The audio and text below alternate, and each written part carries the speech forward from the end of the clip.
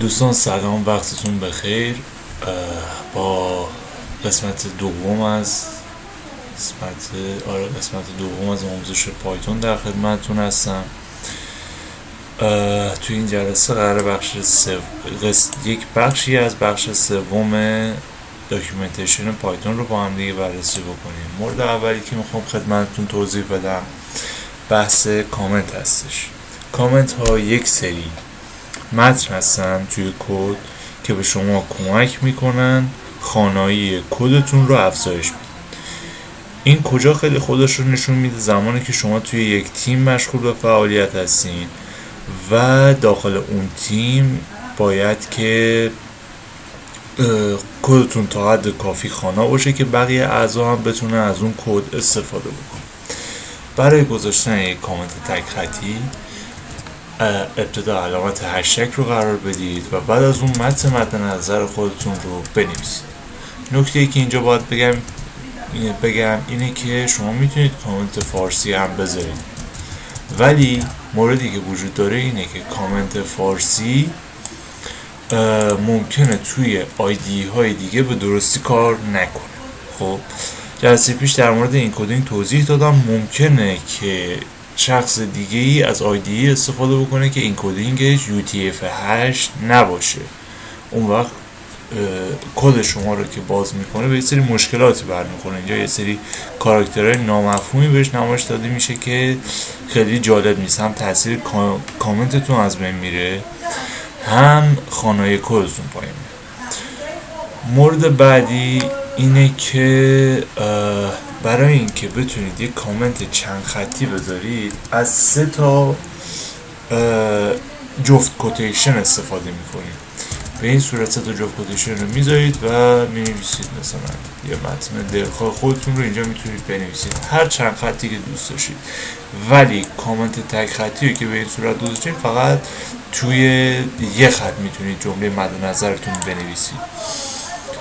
کامنت چند خطی در بعضی از موارد توسط مفسر دیده میشه، در بقیه موارد هم کامنت چند خطی هم کامنت تک خطی توسط مفسر اصلا دیده نمیشن. یعنی نگران تعداد کامنتاتون نباشید.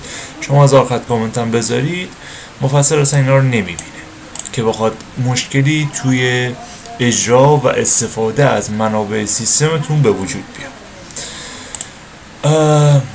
خب کامنت ها رو که بحث کامنت ها رو که گفتیم، توی اینترپرتر پایتون شما تو حالت اینتراکتیو میتونید ازش به عنوان یک ماشین حساب استفاده بکنید. چجوری؟ مثلا 12 به علاوه 4 میشه 16، یا مثلا اینجا هر از با استفاده از عملگرهای پایتون اینجا میتونید اصلا به عنوان یک ماشین حساب ازش استفاده بکنید، به شرط اینکه عملگرهای پایتون رو بشناسید و بلد باشید که اولویت عملگرها چی هستن. عملگرهای پایه‌ای در پایتون به این صورته که جمع، تفریق، ضرب، تقسیم و تقسیم صحیح. تقسیم صحیح چی هستش؟ یعنی مثلا میخوام 12 رو تقسیم بر 4 بکنم، اینجا به من یه عدد اعشاری رو نشون میده. خب حالا اگه مثلا 13 رو تقسیم بر 4 بکنم، اینجا بعد از ممیز ما یه مقداری اعشار داریم. این اعشار داشتن توی یک سری از محاسبات ممکنه که شما رو دچار مشکل بکنه و عدد مد نظرتون به دست نیاد. به خاطر همین بهترین راه حل اینه که عدد صحیح رو در خروجی خودتون داشته باشین. برای اینکه فقط قسمت صحیح عدد رو جدا بکنید و در خروجی داشته باشید 2 تا علامت تقسیم بذارید به جای یه دونه. و اینکه برای اینکه باقی مانده تقسیمون رو به دست بیاریم از علامت درصد استفاده میکنیم. اینجا باقی مانده ما رو به ما نشون میده. عدد 13 تقسیم بر 4 کرده، باقی مانده شده 1. یعنی 3 4 تا شده 12 تا، این باقی مانده شده 1. و برای به توان رسوندن عدد پایتون رو می نویسید، 2 تا ضرب در میذارید و عدد توان رو می نویسید. الان 12 به توان 2 شده 144. بحث اولویت عملگرها به شدت توی زبان پایتون مهم هستش دوستان. چرا مهمه؟ ببینید ما تو پایتون عملگرهای مختلفی داریم. خب حالا اگه من 12 رو به علاوه 4 بکنم ضرب در 6 بکنم، اول 4 ضرب در 6 میشه، بعدا 12 به علاوه 24 میشه، خب که میشه 36. ولی در صورتی که من میخواستم اول 12 به علاوه 4 بشه، خب بعدش ضرب در 6 بشه، عدد به دست اومده، خب که میشه 96. خب برای اینکه بتونم چیزی که توی ذهنم رو پیاده بکنم باید از اولویت عملگرها استفاده بکنم. بالاترین اولویت در عملگرها رو پرانتز داره، یعنی شما هر چیزی که توی پرانتز بنویسید خب اول اون اجرا میشه، بعدش مورد بیرون از پرانتزتون اجرا میشه به این صورت، خب که جواب مد نظر ما رو به ما میده. اولویت عملگرها توی پایتون به شکلی که توی این تصویر براتون آوردم، اولین اولویت رو پرانتز داره اونطور که گفتیم، دومیش توان هستش، سومیش عملگرهای بیتی هستن. عملگرهای بیتی حالا جلوتر میبینیم، بعدش ضرب و تقسیم، تقسیم صحیح و باقی مانده هستش. یعنی اگر که توی یک فرمولی، توی یک معادله شما اول مثلا دوست داشتید تقسیم اتفاق بیفته، بعدش توان رو بخواید اعمال بشه روی اون عددتون، باید که اول ضرب و تقسیم صحیح و باقی مانده رو توی یک پرانتز قرار بدید. اینجوری جلوتر از این با توان این اجرا میشه. مورد بعدی جمع تفریق هستش که همونطور که دیدیم اول ضرب و تقسیم اتفاق میفته، بعد جمع تفریق. شیفت به چپ و شیفت به راست رو بررسی میکنیم، اند و ایکس اور رو بررسی میکنیم. حالا اینا خیلی الان مورد چیز ما نیستن. مقایسه و هویت رو فکر میکنم جلسه بعدی با هم دیگه ببینیم. توی حلقه ها و چنین مواردی استفاده میشه. این عملگرها هم توی حلقه ها و ایف دستورات شرطی استفاده میشن. نات و اند و اور رو من فکر میکنم شما تو درس مدار منطقی، حالا اگه بچه ها پاس کرده باشن، دیدن، یا فکر میکنم تو مبانی کامپیوتر هم این نات و اند و اور رو توضیح دادن. ولی ما در جلسات آینده اینها رو توی داکیومنتیشن با هم دیگه میبینیم. اما الان به صورت پایه‌ای با جمع و تفریق و ضرب و تقسیم صحیح و باقی مانده و توان آشنا شدیم. پس وقتی که میخوایم از اینا استفاده بکنیم و میخوایم یه عدد رو به توان برسونیم، این اولویتش از بقیه بیشتره و باید حواسمون باشه که بقیه رو توی پرانتز قرار بدیم و بعد از اون از اینها استفاده کنیم. به طور کلی اگر در کدی شما دلتون خواست که یه چیزی از همه زودتر انجام بشه، یه عمل ریاضی از همه زودتر انجام بشه، باید که اون رو توی پرانتز قرار بدین که از مشکلات احتمالی جلوگیری بشه. بحث اعداد رو که گفتیم، اولویت عملگرها رو هم که گفتیم، مورد بعدی متغیرها هستش دوستان. متغیرها انواع مختلفی رو دارن. خب توی زبان پایتون ما در اینجا چند مورد رو آوردیم. متغیر اینت همون عدد صحیح هستش دوستان. عدد صحیح که ما اینجا دیدیم مثلا 144 عدد صحیح هستش دیگه. مجموع اعداد صحیح رو ما متغیر اینت توی پایتون در نظر میگیریم. متغیر بعدی دوستان فلوت هستش که اعداد اعشاری توش قرار میگیره، مثل 3.25. خب مورد بعدی کامپلکس هستش که اعداد مختلط فکر میکنم توی فارسی بهش میگن، اعداد مختلط هستش که حالا با هم دیگه بررسی میکنیم.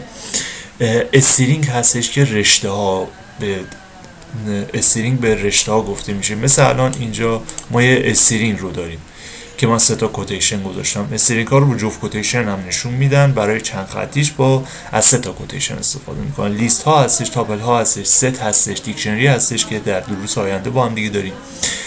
بولیان هستش که همون مقدار 0 و 1. همونطور که میدونید کامپیوترها با مقدار 0 و 1 کار میکنن. 0 به معنی نادرستی و فالس و 1 به معنی ترو هستش. و مورد بعدی هم نان هستش، نوع متغیر نان. برای اینکه بفهمیم یه متغیرها مثل یک ظرفی هستن که مقدار مد نظر خودمون رو توش قرار میدیم. مثلا الان آ مساوی با 10، آ یک متغیر اینتیجر هست. چطوری میتونیم بفهمیم دوستان؟ با استفاده از دستور تایپ. اینجا به ما نوع کلاس متغیرمون رو نشون میده. مفهوم کلاس رو جلوتر میگیم. نوع متغیر ما از نوع اینت هستش. خب که اینجا با دستور تایپ به خوبی میتونه به ما نمایشش بده. مورد بعدی هم که فلوت هستش که ما خدمتتون گفتیم. بعد از اون اعداد مختلط یا هم کامپلکس میگم که خودم راحت تر بشم. اعداد مختلط رو ما به این صورت تعریف میکنیم دوستان که دو بخش داره. بخش اولش ریل هستش و بخش دومش ایمیج. خب یعنی الان عدد 5 ریله و عدد 7 یک به اصطلاح ایمیج. خب این مورد توی بعضی از محاسبات خیلی کاربردیه و استفاده میشه. برای اینکه بتونید به بخش ایمیج ریل دسترسی داشته باشید می‌نویسید z داد. چون توی اینتراکتیو مود هستم مقدار بر من نمایش داده میشه، ولی اگر که توی فایل پایتونی بودم و داشتم کد میزدم قاعدتا باید از پرینت استفاده میکردم، مثل این کد که اینجا از پرینت استفاده شد. و بخش ایمیج هم که به همین صورت دیگه، همینجور که ریل رو ما استخراج کردیم از عددمون میتونیم ایمیج رو هم استخراج بکنیم که حالا توی فرمولای مختلف این استفاده های خاص خودش رو داره.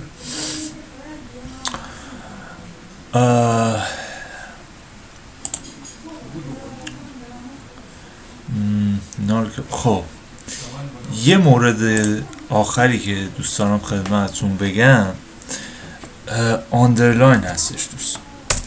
توی پایتون ما میتونیم متغیرها رو بر اساس یک سری قواعدی تعریف کنیم. مثلا من نمیتونستم بنویسم یک آ مساوی با 20 با 2.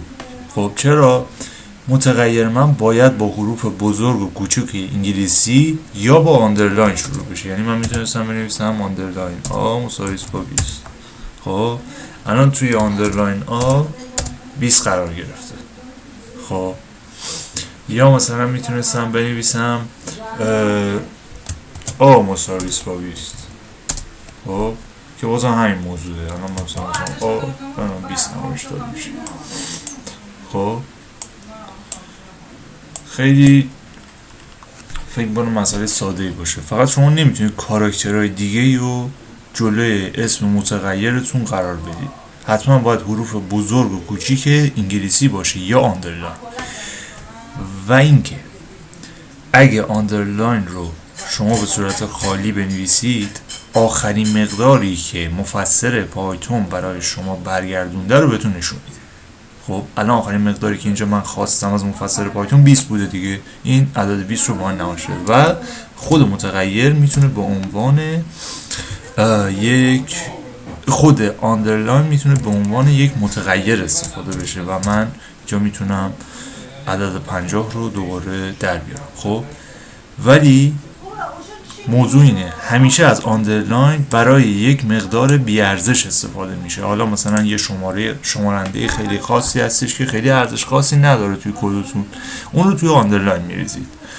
یا مثلا میخواین آخرین مقداری که برگشته رو ازش استفاده بکنی، از آندرلاین استفاده میکنید که دیگه یه متغیر کمتر تو کد. حالا یه صرفه‌جویی هستش که شما تو تعداد متغیراتون میتونید داشته باشید. جمع و تفریق اعمال ریاضی رو هم میتونید روی متغیرهاتون به راحتی انجام بدید. من فکر می‌کنم بی رو تعریف نکردم هنوز. مثلا بی مساوی با مثلا 60. خب بعد میتونید آ رو با بی جمع کنید. که عددش میشه 70. خب و این رو هم میتونید بریزید توی متغیر دیگه، مثلا میتونید بریزید توی سی. خب علاوه خب الان سی مساوی با همون 70. خب اعمال ریاضی مختلف رو میتونید به راحتی روی متغیرها هم عین اعداد انجام بدید.